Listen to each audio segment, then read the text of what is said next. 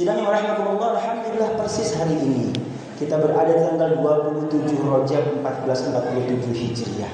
Hadirin, hari ini persis kita sedang merayakan peringatan hari Isra Mi'rajnya baginda Nabi Muhammad sallallahu alaihi wasallam menurut qaul yang paling sharih jumhur ulama. Hadirin, karenanya maka tepat rasanya kalau kemudian tema yang kita angkat menjadi renungan kita siang hari ini berkenaan dengan Isra Mi'raj itu. Hadirin, temanya adalah jadikan peringatan Isra Mi'raj menjadi motivasi untuk semakin cinta ilmu pengetahuan dan teknologi sekaligus lebih dekat kepada Allah dan sesama manusianya. Jadikan peringatan Isra Mi'raj sebagai motivasi untuk semakin cinta ilmu pengetahuan dan teknologi, juga semakin dekat kepada Allah dan sesama manusianya. Hadirin rahimakumullah, tema ini khotib breakdown menjadi dua bagian utama, nanti ditutup dengan pesan. Dua bagian itu adalah yang selalu khotib sampaikan dari waktu ke waktu ketika peringatan Isra Mi'raj. Di tahun yang lalu, di momentum yang sama yakni Isra Mi'raj, di sini di mimbar ini khotib sampaikan bagaimana kita memahami Isra Mi'raj itu dengan pendekatan ilmu pengetahuan. Satu. Hari ini kita ingin lanjutkan momentumnya pas untuk kemudian kita lanjutkan menuju bagian yang kedua. Bagian yang keduanya adalah pertanyaan besar, kenapa oleh-olehnya sholat dihubungkan dengan teknologi. Hadirin, bagian yang pertama kita ingatkan kembali. Hadirin, Al-Quran itu adalah kitab suci yang amat sangat luar biasa, sangat banyak, bertebaran dalam banyak ayat dan surat berbicara tentang fenomena alam semesta. Silahkan bandingkan dengan kitab suci manapun. Kitab suci Al-Quran adalah yang paling ilmiah di antara kitab-kitab suci itu. Hadirin, mari lihat. Al-Quran menyebut semua benda angkasa yang luar biasa di alam semesta. Al-Quran menyebut tentang matahari, menyebut tentang bumi, menyebut tentang matahari, bulan, langit, bumi, bahkan bintang-bintang, bahkan gugusan bintang yang kita sebut hari ini galaksi. Sedemikian rupa, bahkan menjadi nama surat dalam Al-Quran. Ada surah Asy-Syams, matahari. Ada surah Al-Qamar, bulan. Ada surah tentang bumi, tentang langit, tentang bumi, yang berbicara tentang langit dan bumi. Was-samaa'i wat-thariq wa ma adraka mat-thariq, tentang langit. Al-Ard, walaupun bukan nama surah tapi banyak berbicara tentang Al, tentang bumi. Lalu Allah juga bersumpah dengan An-Najm, bintang gemintang, wan najmi idza hawa ma dhalla sahibukum wa ma ghawa. Allah bahkan bersumpah juga dan menyebut nama galaksi, gugusan bintang. Was-samaa'i dzatil buruj wal yawmil maw'ud wa syahidi wa mashhud. Hadirin, dengan hanya menyebutnya saja, apalagi menjadikan sebagai nama surat saja, seharusnya ini Al-Quran menjadi inspirasi bagi setiap kita umat Islam yang berpegang kepada Al-Quran untuk semakin cinta ilmu pengetahuan dan teknologi. Apa sebab? Sebab kita tidak bisa memahami alam semesta yang diungkapkan oleh Al-Quran ini tanpa ilmu pengetahuan dan teknologi. Hadirin, tahukah Bapak, hari ini kita berpijak di atas bumi yang kelihatannya tidak bergerak. Ternyata pergerakan bumi itu kecepatannya 1000 kali mobil Bapak di jalan tol. Bapak pacu di jalan tol mobil Bapak 100 km per jam. Bumi yang Bapak pijak hari ini tanpa goyang, tanpa oleng, kecepatannya 107.000 km per jam. Matahari yang bergerak kelihatan lambat dari jam 6 pagi sampai jam 6 sore. Lambat sekali kelihatannya. Itu ternyata Masya Allah kecepatannya 9.000 kali kecepatannya bumi. Sebab matahari itu bergerak 900.000 km per jam. Kalau dibandingkan dengan mobil kita, itu berarti 9.000 kali kecepatan mobil kita. Meskipun kecepatan matahari itu begitu cepatnya luar biasa, ternyata matahari butuh waktu 230 juta tahun untuk satu putaran penuh mengitari pusat galaksi yang kita berhuni di dalamnya, yakni galaksi Bima Sakti.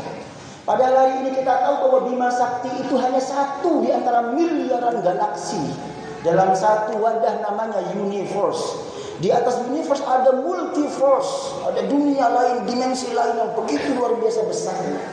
Hadirin, hari ini kita tahu dari ilmu pengetahuan dan teknologi bahwa alam semesta nggak cukup diamati dalam waktu satu malam saat Isra Mi'raj.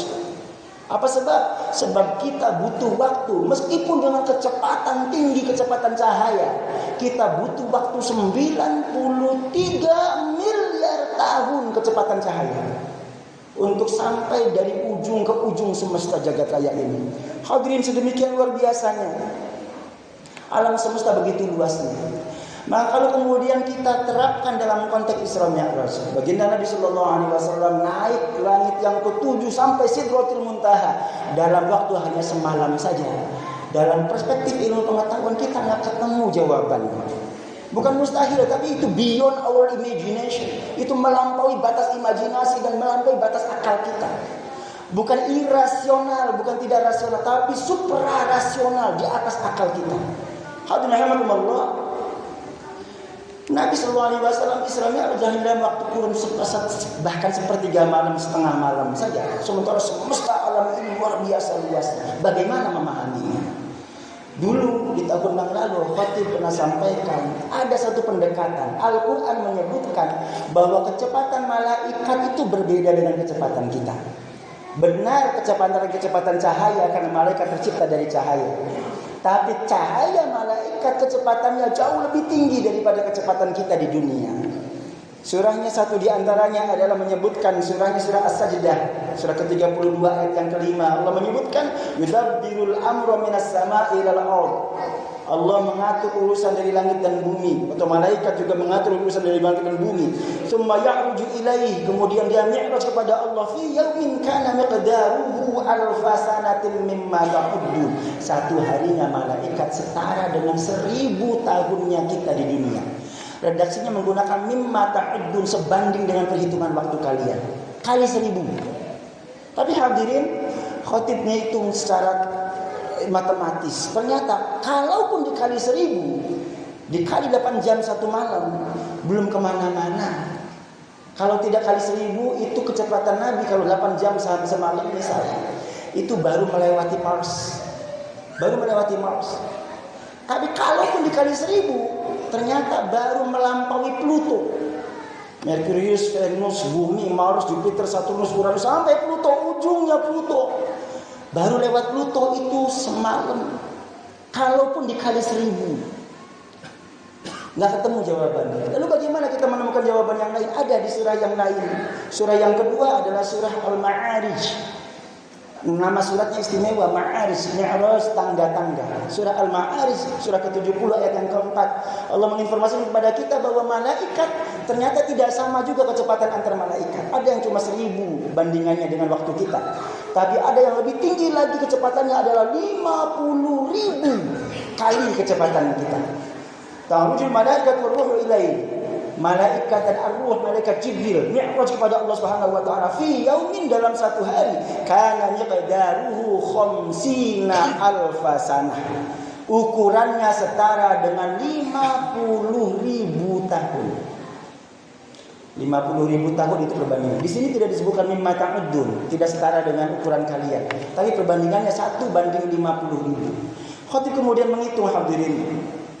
Waktu kita kecepatan membaca cahaya itu 300.000 kilometer per detik, kali 60 detik dalam 1 menit, kali 60 menit dalam 1 jam, kali 24 jam 1 hari, kali sekian ratus, kali berapa tadi tahunnya, 50.000 tahun, kali 50.000. Ternyata angkanya baru setengahnya galaksi Bima Sakti. Pusat galaksi Bima Sakti ini butuh waktu 100.000 tahun cahaya, 100.000 tahun cahaya. Kalau malaikat kecepatannya cuma 50.000 tahun cahaya, itu baru setengah galaksi Bima Sakti. Nggak ketemu juga. Padahal satu galaksi aja belum tembus. Bagaimana kita bisa memahami galaksi yang berbeda? Bagaimana bisa menjangkau sekian miliar galaksi dalam satu wadah universe? Hadirin, antar galaksi Bima Sakti menuju galaksi terdekat Andromeda butuh waktu 2,5 juta tahun kecepatan cahaya. Itu angka-angka yang fantastis, luar biasa, melampaui batas imajinasi kita. Alhamdulillah.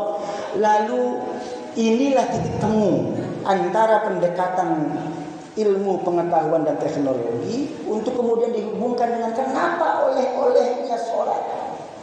Hadirin rahimakumullah, melalui Isra Mi'raj sebagaimana tertuang dalam ayatnya, Allah sesungguhnya ingin menampakkan kepada baginda Nabi Sallallahu Alaihi Wasallam betapa maha kuasanya Allah, betapa maha agung dan maha besarnya Allah. Jangankan Allahnya, ciptaannya ini begitu besarnya. Bapak silakan cari ayatnya di surah Al-Isra, perhatikan ayatnya di surah. Linuriyahu min ayatina. Ada redaksi kutipannya adalah agar kami pertontonkan kepada baginda Nabi min ayatina. Min itu ditab'id, sebagian, sedikit saja ayat-ayat kami. Melalui Isra dari Makkah menuju Masjidil Haram, menuju Masjidil Aqsa, Allah ingin pertontonkan kepada baginda Nabi sedikit saja, sebagian saja ayat-ayatnya. Satu. Lalu di surah Al-Ma'arij di surah An-Najm tentang Mi'raj juga Allah menggunakan kata-kata ro'a. Walaqad ra'ahu nazlatan ukhra 'inda sidratil muntaha 'indaha jannatul ma'wa idh yaghsha sidrata ma yaghsha ma zaghal basar wa ma tagha laqad ra'a min ayati rabbihil kubra. Ayat yang ke-18 Allah menyampaikan tegas, sungguh baginda Nabi melalui Mi'rajnya itu ke Sidratul Muntaha, sungguh-sungguh menyaksikan sebagian kecil dari ayat-ayat Allah yang maha besar. Hadirin rahimakumullah, ini titik temunya dengan salat. Bagaimana titik temunya dengan salat? Hadirin, jadi melalui Isra Mi'raj Allah pertontonkan kepada baginda betapa luar biasa besarnya alam semesta ini. Lalu hubungannya dengan sholat bagian yang keduanya adalah itulah jawaban kenapa kita memulai sholat dengan takbir Allahu Akbar, Allah Maha Besar.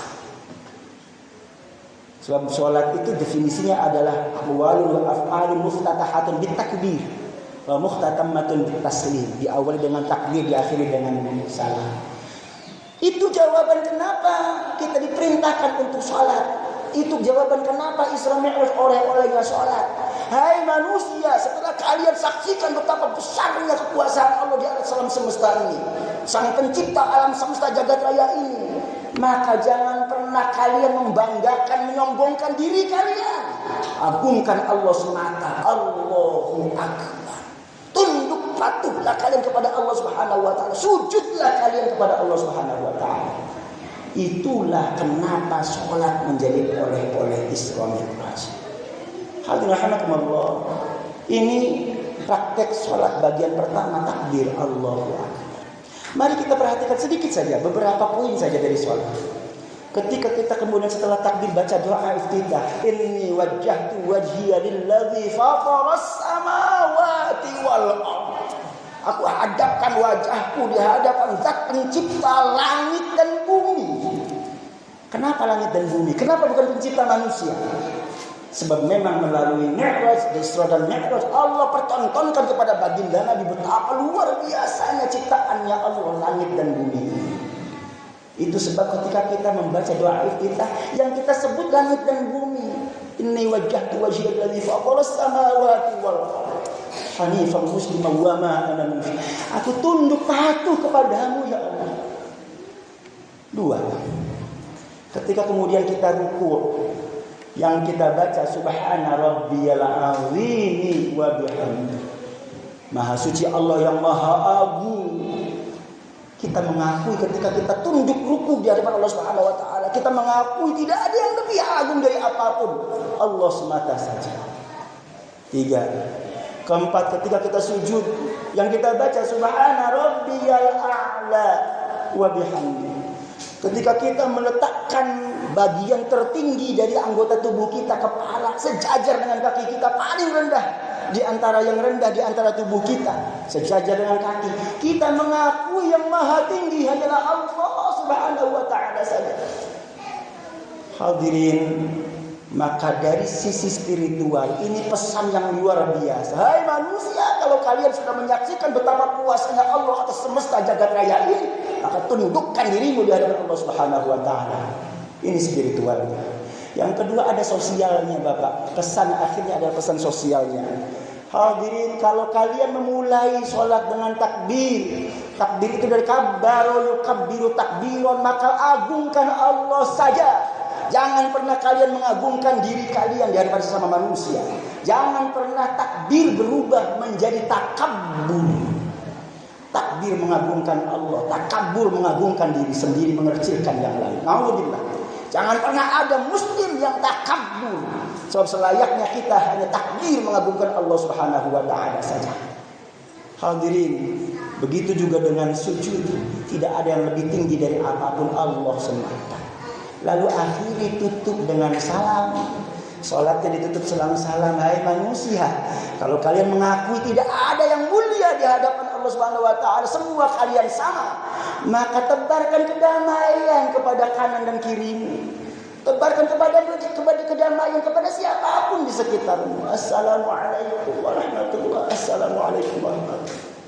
Maka hadirin, pesan sosial dari sholat ini yang dibawa oleh Islam ini adalah manusia jadilah makhluk yang sadar diri. Kalian tidak pantas menyombongkan diri, sebab yang maha agung, maha kuasa, maha besar di atas segalanya Allah Subhanahu wa taala saja. Jangan pernah kalian takabur menyombongkan diri.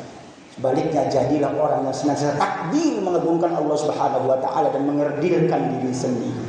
Jadilah makhluk yang low profile, manusia yang santun, membawa kedamaian kepada siapapun. Assalamualaikum warahmatullahi wabarakatuh. Assalamualaikum warahmatullahi wabarakatuh. Hadirin, inilah satu di antara keistimewaan sekaligus omongan singkat kita tentang Isra dan Mi'raj dihubungkan dengan sholat.